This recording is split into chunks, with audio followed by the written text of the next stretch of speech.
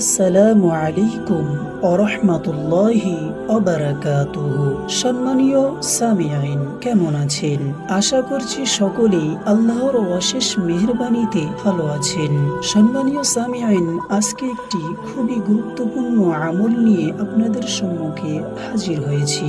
সম্মানীয় সামিঈন, ফজর এবং মাগরিবের পর 5টি নিয়ামত অর্জন করুন। হাদিস শরীফের মধ্যে বলা হয়েছে, রাসূলুল্লাহ সাল্লাল্লাহু আলাইহি ওয়াসাল্লাম বলেছেন, যে ব্যক্তি ফজর এবং মাগরিবের নামাজের পর কারো সঙ্গে কথাবার্তা বলার পূর্বে উক্ত দোয়াটি 10 বার করে পড়বে, সে 5টি নিয়ামত বিশেষ অবদান লাভ করবে।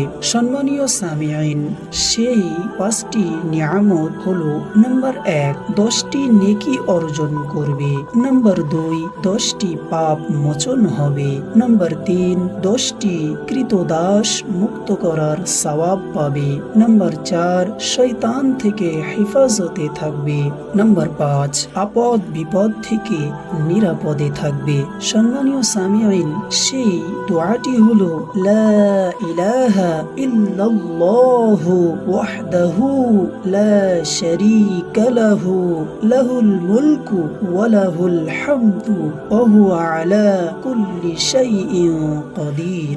সম্মানীয় সামিঈন, দোয়াটির অর্থ হলো আল্লাহ ছাড়া সম্মানীয় সামিঈন, দোয়াটির অর্থ হলো আল্লাহ ছাড়া মাবুদ নেই, তিনি একাকী, তার কোনো অংশী নেই, তারই বাদশাহী, সকল তারিফ তার তরে, সর্বশক্তিমান, সবকিছুর ঊর্ধ্বের হলো আল্লাহ পাকের শান।